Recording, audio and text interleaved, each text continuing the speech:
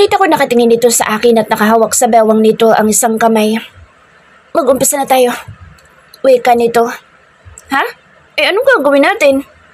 Tanong ko rito. Matamaan mo lang ako ng suntok mo. May 1 point ka na agad. Wika nito.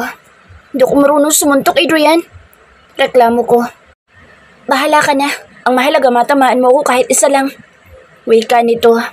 Napangisi ako sa aking plano. Oh, wait lang. Bakit hindi mo kaya muna ako turuan kung paano sumuntok? Nakasimangot ko sabi dito. Tumingin ako rito. Nakita kong umiiling pa ito at ngumiti sa akin. Syete, ang gwapo talaga ni Adrian. Okay, come here. Saad nito. Mabilis akong lumapit dito at agad ko ring itinaas ang kamay ko sabay sapak sa mukha nito. Hindi ko nga alam kung sapak ba iyon o sampal. Sumakit din ang kamay ko dahil sa tigas na mukha ni Adrian. Shit, bakit mo ako sinampal? Galit na tanong nito. Nakita ko ang mukha nitong sobrang pula dahil sa sampal ko. Ha? Di ba sabi mo? Bahala ako kung anong dapat kong gawin para masapak lang kita. Sapak lang kayo ko. Di kasi ako marunong manuntok. Naku, 1 point na ako ha. Masayang wika ako. Lalong nagsalubong ang kilay nito at tumingin sa akin ng masama. Okay, pagbibigyan kita. May point ka na. Asar na wika nito ngunit nakasimangot. Come here, Yam. Lumapit naman ako rito. Nagulat ako nang bigla nitong hawakan ng bewang ko at maring idinikit sa katawan nito. Hindi ka rin madaya, no? Bulong niya sa akin. Hindi ako nagdaya, ha? Katwiran ko. Hindi nagsalita ang lalaki. Bagkus patuloy lamang nitong hinahalikan ang leeg ko. Adrian, mag-umpisa na tayo.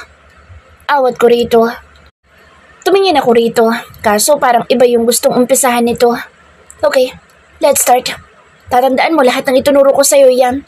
At hindi ako magiging mabait sa'yo ngayon. Saka mag-push up ka muna. Utos dito sa akin. Kailangan pa bang mag-push up? Ang alay ko yung mag-push up. Reklamo ko. Yes, push up ka muna. Bawal magreklamo kapag ako magtuturo sa'yo. Gayahin mong ginagawa ko, Brianna. Wow, Brianna na lang ah. Ginaya ko ang ginagawa nito. Sa unang pag-push up ko ay okay pa.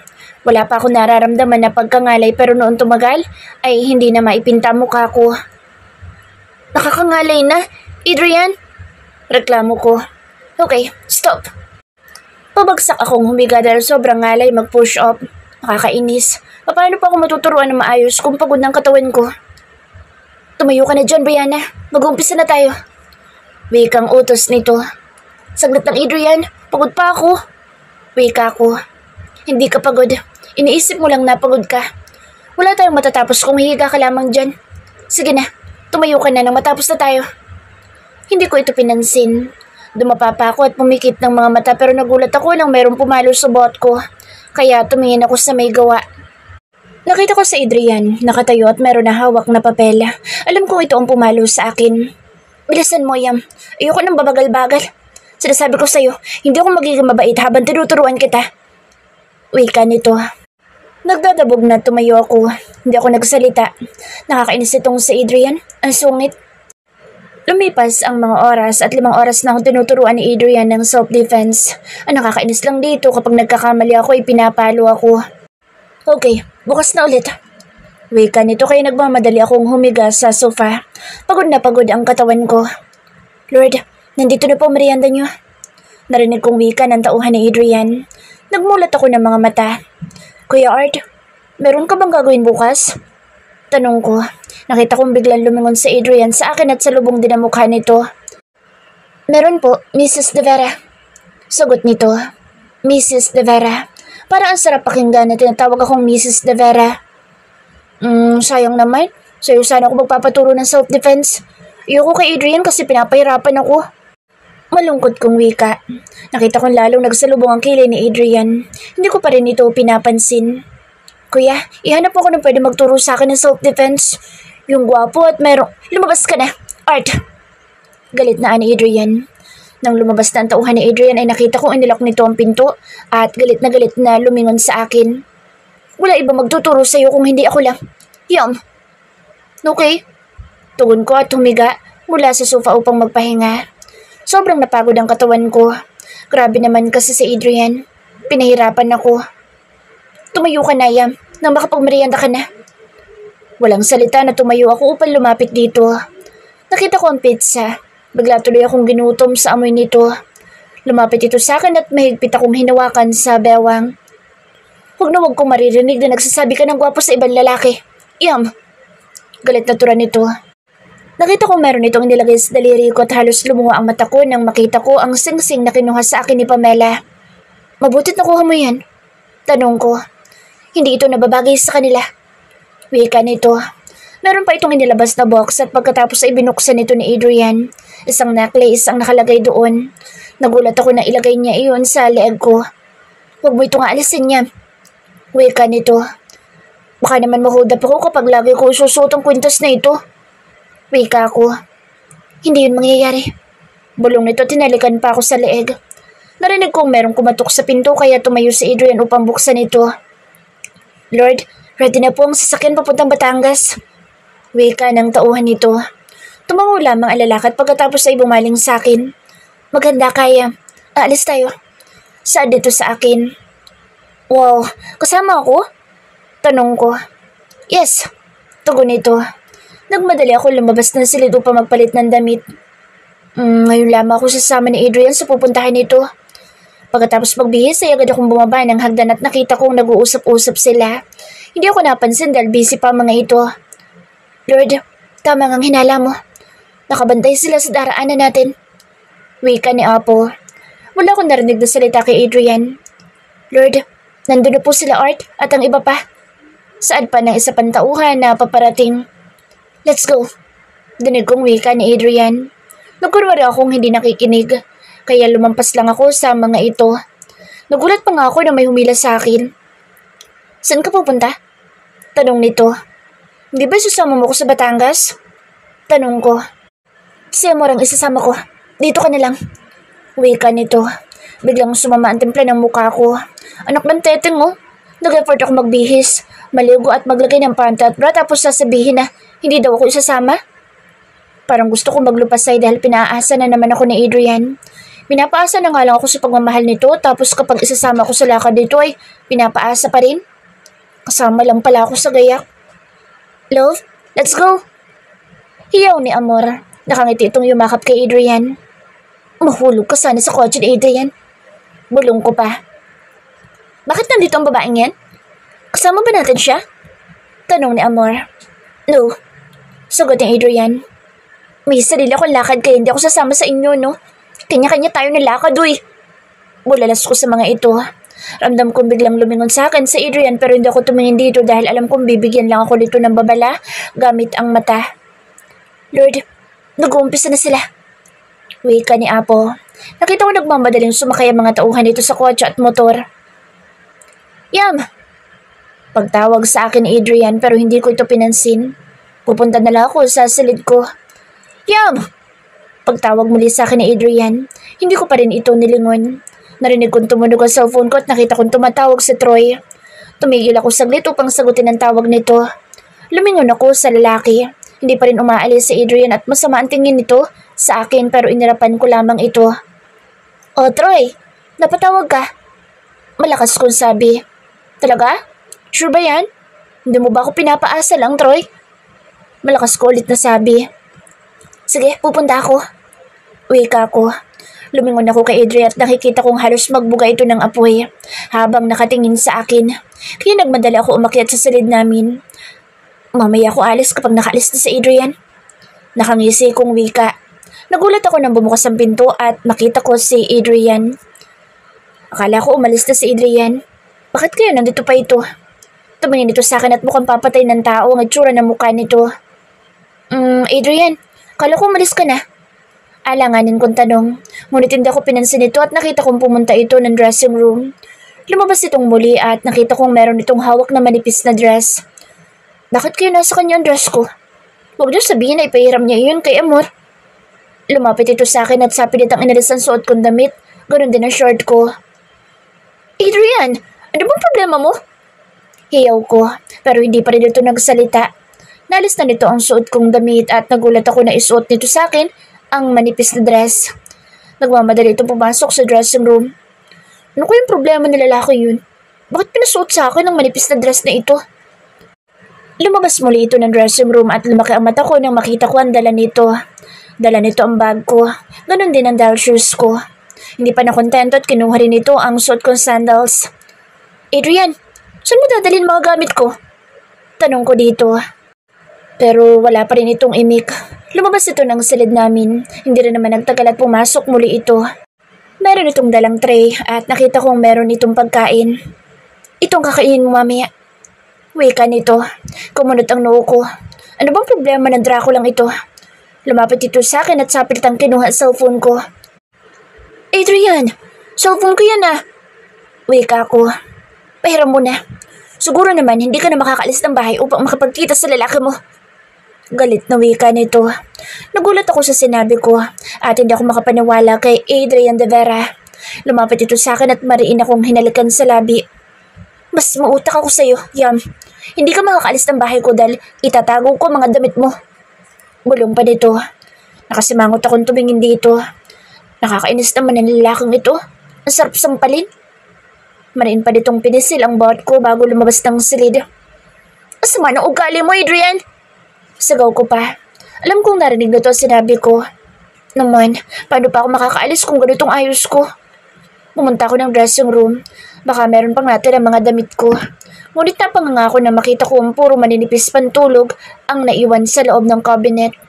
Paano ako makakaalis dito kung wala akong masusuot na matinong damit? Nagbabalak pa naman akong umuwi sa Pampanga. Binuksan ko isa pang cabinet. May nakita ko isang paper bag. Agad ko yung kinuha at napangisa ko na makita kong meron pa akong damit dito. Mabuti na lang hindi yun nakita ni Adrian. Kakain muna ako bago umalis. Nang matapos akong kumain ay nagmamadali ang kilos ko. Gusto ko makaalis agad dito.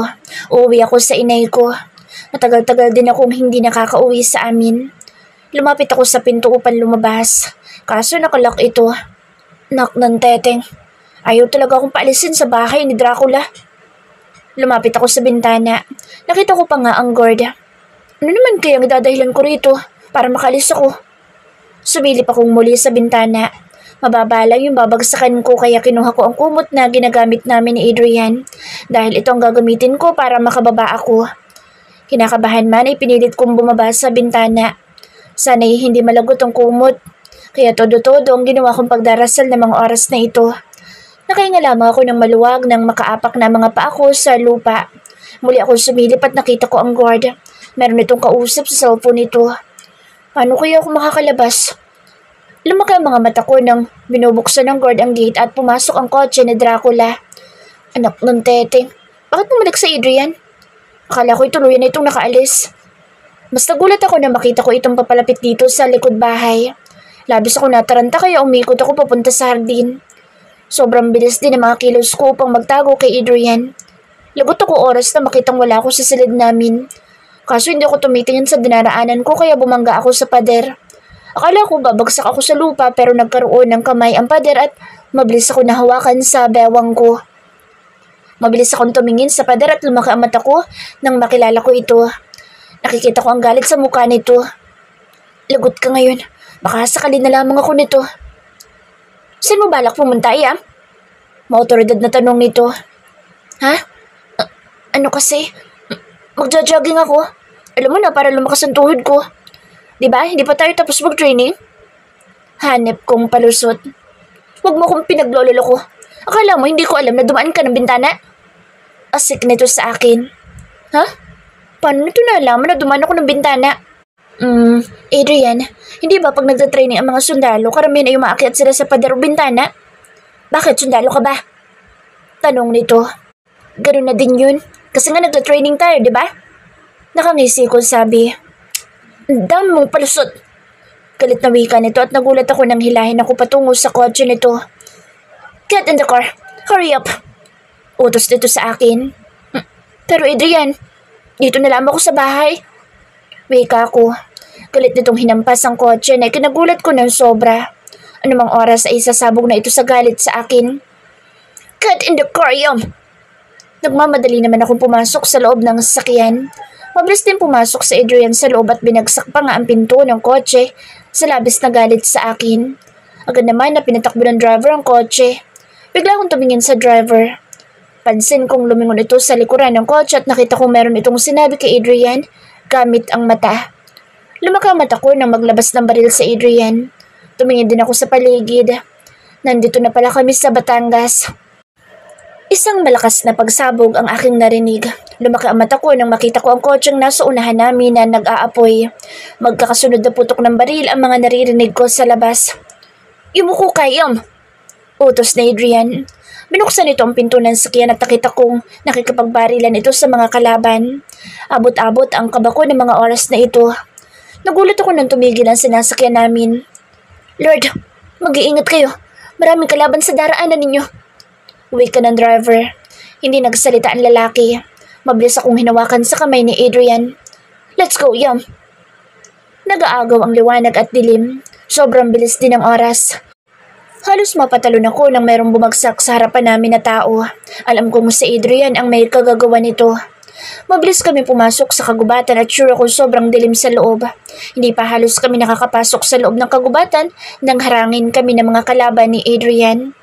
Napakabilis ng kilos nito dahil nakikita ko na ikipaglaban na si Adrian sa mga kalaban nito. Hindi ko masundan ang bawat galaw nito. Nagulat ako nang tumingin ang isa sa mga kalaban ni Adrian sa akin. Dalawa na lang kasi ang natitira dahil yung tatlo ay napatay na agad ni Adrian. Mabilis itong lumapit sa akin kaya kinabahan ako nang ngumisi ito. Napakaganda naman pala ng babae na isang mafia lord. Kaya naman pala gustong gusto ka rin na makuha ng boss ko. Saan ng kalaban ni Adrian? Lalapit sana ito sa akin nang biglang sumulpot si Adrian at nakita kong sinakal nito ang lalaki. Binitawan lamang ito ni Adrian nang wala nang hininga ang kalaban. Pumasok kami sa loob ng kagubatan at tumigil sa malaking puno. "Marunong ka bang umakyat sa puno?" tanong nito. "Oo, kaya lang hindi ko kaya umakyat dyan sa malaking puno. Ang taas, tapos wala man lang tuntungan." Wika ko. Nakita kong yumuko ito. "Tumuntong ka sa balikat ko na makaakyat ka sa puno." Utos nito. Agad akong tumungtong sa balikat nito at tumawak sa sanga upang makaakyat ng tuluyan sa puno. "Umakyat ka pa, Yam. Magdahan-dahan lang at baka mahulog ka." Paalala nito. Mabilis lang ito nakaakyat sa puno at nakalapit sa akin. Mahigpit akong hinawakan sa bewang ko. Nagulat pa nga ako nang halikan ng labi ko pababa sa leeg ko. Marahan ko itong itunulak. "Baka meron tayong kalaban?" Wika ko. "Yes, meron nga at malapit na sila." Bulong nito. Agad na naglabas ito ng baril at itinutok sa mga paparating na kalaban. Tumingin ako sa mga kalaban na papasok sa loob ng kagubatan at nakita ko na lamang na isa-isang bumabagsak sa lupa ang 5 tao. Ano nangyari? Bakit wala akong narinig na putok na baril? Tumingin ako kay Adrian at nakita kong kinalabit na naman ito ang baril niyang hawak.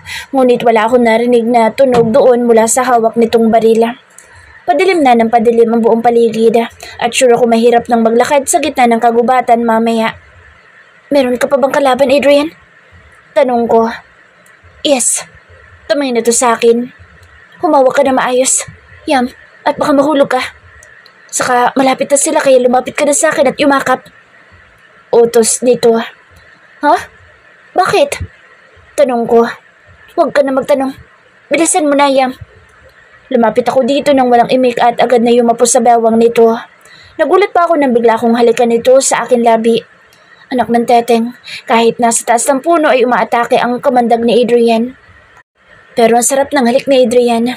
Kinikilig tuloy ako. Narinig kong meron papalapit kaya biglang naputol ang halikan namin. Kakainis, kulang pa. Pinatikim lang pala ako. "Takpan mo ang tenga mo." Bulong nito at mabilis ko ang tinakpan ng 2 tenga ko. Nakita kong meron itong mga hinagis sa mga kalaban at kitang-kita ko nagluwanag ang buong paligid dahil sa malakas na pagsabog. "Close your eyes," Adrian said. Sununod kong utos nito pero dinig ko pa rin ang mga pagsabog. Ramdam kong hinawakan ni Adrian ang bewang ko. "Pwede na tayong umalis," bulong nito. Bumaba kami ng puno at pumasok ng tuluyan sa kagubatan. Medyo may kaba sa akin dibdib. Baka kasi may mga animals dito na mababangis. "Adrian, ang dilim naman dito." Kabadong wika ko. "Okay ngayon, wala makakakita sa atin oras na meron tayong gagawin." Bulong nito sa akin. Nagulat ako nang itaas nito ang kamay niya, papasok sa loob ng damit ko. "Adrian, huwag kang pasaway." "Wala naman tao." Bulong pa nito. Ang dami mong nalalaman, Adrian. Wika ako. Agad kong inalis ang kamay nito sa loob ng damit ko. Saan tayo pupunta? Tanong ko rito. Kung saan? Wala sa ating iistorbo. Bulong muli nito sa akin. Nakita kong papalabas na kami ng kagubatan. Mabuti na lang at maliwanag na ang buwan. Paglabas namin sa kagubatan, tumigil kami saglit at lumapit sa Adrian sa madilim na parte ng lugar at nakita kong motor ang kinukuha nito. Sumakay ka na, Yam. Pumunta ako sa likuran nito ngunit pinigilan ako at sinabing sa unahan daw ako sumakay. Bala ko pa sanang tumanggi ngunit nakita ko ang masamang tingin niya sa akin. Nagulat na lang ako nang hilahin ako nito sa bewang at sa pilitang isinakay sa unahan nito. Ramdam ko pa nga ang paghalik nito sa aking batok. Hindi naman kami nagtagal at agad ding nakarating sa lugar nito. Pumasok kami sa malaking gate. Tumingin ako sa paligid. Napakalawak na lupain. Mga puno ng manggang nakikita ko sa bawat daraanan namin. Hindi naman nakakatakot sa paligid dahil ang liwanag ng ilaw. Parang asyenda itong dinadaanan namin.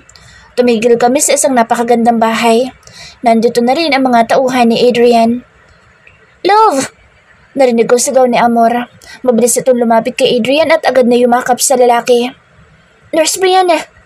Pagtawag sa akin ni Apple kaya tumingin ako at ngumiti rito. Sasamahan na kita sa kusina na makakain ka na. Alam kong gutom ka na. Saad ni Apple sa akin. Kaya sumunod ako dito papunta sa kusina. Agad ako naupo sa bakanteng silya. Naroon na namang nakahain sa pagkainan kaya tahimik lamang akong kumakain nang sumulpot din sila Adrian at Amor. Hinintay talaga kita para naman sabay tayong kumain. Malambing na wika ni Amor. Ang arte? Diyos ko, parang tuko kumakahawak kay Adrian. Gustong gusto naman ni Dracula. Sabagay, ito nga pala ang pakakasalan nito. Konti lang kinain ko dahil nakakawalang ganang sumabay sa dalawang tuko sa harap ko. Tumayo ako upang magpahinga na. Kay Apo na lang ako magtatanong kung saan magiging kwarto ko. Apo, pagtawag ko at nakita ko itong kausap si Earth. Tatanong ko lang sana kung saan ang magiging kwarto ko. Sumunod ka sa akin, Mrs. De Vera. Wika pa nitong nakangisi. Umiling na lamang ako dito. Mapang-asar din itong si Apo.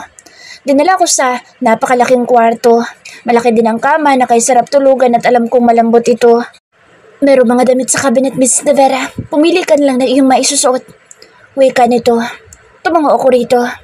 Thank you so much. Saad ko. Pumunta ako ng CR upang maligo dahil ang asim na ng katawan ko dahil sa pawis. Pumili lamang ako ng manipis na dress. Nagmamadali akong pumunta sa malambot na kama. Sure ako mapapasarap ang tulog ko nito kaya kahit basa pa ang buhok ko ay nahiga na ako. Narinig kong bumukas ang pinto pero alam ko kung sino ang pumasok dahil sa pabango nitong nakakaadik amuyin. Hindi naman nagtagal at lumapit ito sa akin pero nakapikit na ang mga mata ko. Bakit natutulog ka na? Basa pa ang buhok mo, Yam. Bumangon ka muna at patuyuin mo ang buhok mo. Utos niya sa akin. Antok na ako, Adrian. Sagot ko. Narinig ko ang buntong hininga nito. Umalis ito sa kama pero agad ding bumalik. Ramdam ko lumapit ito sa akin. Lalo ko nagulat nang buhatin ako nito papunta sa katawan nito at pinadapa sa hubad nitong katawan. Nakasandal kasi ito sa halbord ng kama. Sobra akong kinikilig nang punasan nito ng tuwalya ang basa kong buhok. Ramdam ko rin na sinusuklayan nito ang buhok ko. Siya talaga. Sana lagi nilang basa ang buhok ko. Nawala tuloy ang antok ko sa ginagawa sa akin ni Adrian. Buhok ko, huwag ka munang matutuyo ha. Matuto ka sumunod sa amo mo. Papagupitan talaga kita. Baliw na kausap ko sa aking buhok. Nanigas ang katawan ko nang gumapang mainit itong kamay sa likod ko. Kinagat ko ang labi ko upang pigilan ang ungol ko. Maingat akong inihiga nito sa tabi nito pero hindi pa rin ako nagpapahalata na gising. Gusto kong malaman ko kung ano ang gagawin ni Adrian. Dahan-dahan ko iminulat ang isang mata ko upang makita ko kung anong ginagawa nito. Kunot ang noo ko nang makita kong hawak nitong cellphone ko. Gusto ko sanang silipin kung anong ginagawa nito sa cellphone ko. Mabuti na lang inalis ko na doon ang mga picture ni Adrian. Tumagilid ako ng higa. Pipilitin ko na lang na matulog. Hindi pa ako halos tumatagal sa pagkakapikit ng yumakap ito sa akin. Iba yung kiliti ang naramdaman ko nang maramdaman kong gumapang ang halik nito sa batok patungo sa leeg ko. Bigla akong pinatihay at hinalikan sa akin labi. Mapusok ang halik na iginagawad nito sa labi ko. Parang nagaanyayang tumugon o tugunin ko rin ang bawat halik nito. Shit, hindi ko na kayang pigilan pa. Bahala na nga. Ginaya ko na lang ang ginagawa nito. Kahit sabihin pa na hindi ako expert sa paghalik. Bumigay na naman ako sa mga nais ni Adrian pero wala akong pinagsisisihan. Masaya pa ako dahil sa kanya ko ipinagkaloob ang sarili ko. Nagising akong wala na si Adrian sa tabi ko. Kumukulo ang tiyan ko dahil nagwawala na ang mga alaga ko sa loob ng tiyan ko. Papunta ako sa kusina nang meron akong narinig na nag-uusap. Grabe, bagay na bagay talaga si Ma'am Amor at si Lord Adrian. Parehas silang maganda at gwapo. Dinig ko. Sumilip ako upang alamin ko sino mga nag-uusap. Dalawang kasambahay ni Adrian. Para sa akin, hindi sila bagay. Mukhang plastic kasi si Ma'am Amor. Wika naman na isang kasambahay. Kala ko ako lang nakakapansin na plastic si Amor. Pansin ko nga, lahat ay gagawin nito mapansin lang ni Adrian. Basta para sa akin, bagay sila. Tingnan mo naman oh, nakakakilig sila habang nakasakay ng kabayo. Ang sweet kaya nila. Wika na isang kasambahay. Parang pinagtataga ang puso ko. Kailangan kong tanggapin ang sakit. Ako din naman ang may kasalanan. Hinayaan ko ang puso ko na tuluyang mahulog sa lalaki. Pumasok na lang ako sa kusina. Hindi ko na lang pinansin ang mga nag-uusap. Nakita ko nakatingin ang mga ito sa akin. Nagtimpla lang ako ng kape at gumawa ng sandwich. Mga yabag ng paa ang narinig ko papunta dito sa kusina. Love, bukas turuan mo ulit ako mga bayo ha? Dinig kong wika ni Amor. Alam kong sila ang papalapit kaya hindi ako lumingon sa mga ito. Pumasok din ang mayordoma.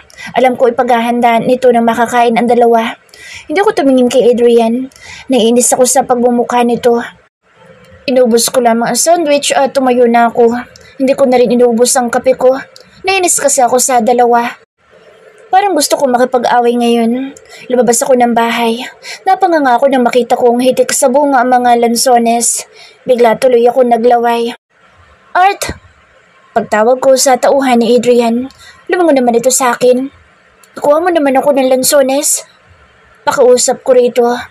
Kumunot ang noo ko na magkamot ito sa ulo. Nurse Brianna, si Lord na lang pong pakunin ninyo. Wika nito. Ha? Bakit siya pa? Nandito ka naman. Asar na wika ko. Hindi ka pwedeng kumain ng lansones, Ian. Hindi ka nga kumain ngayong umaga tapos babanatan mong kumain ng lansones? Galit na wika nito.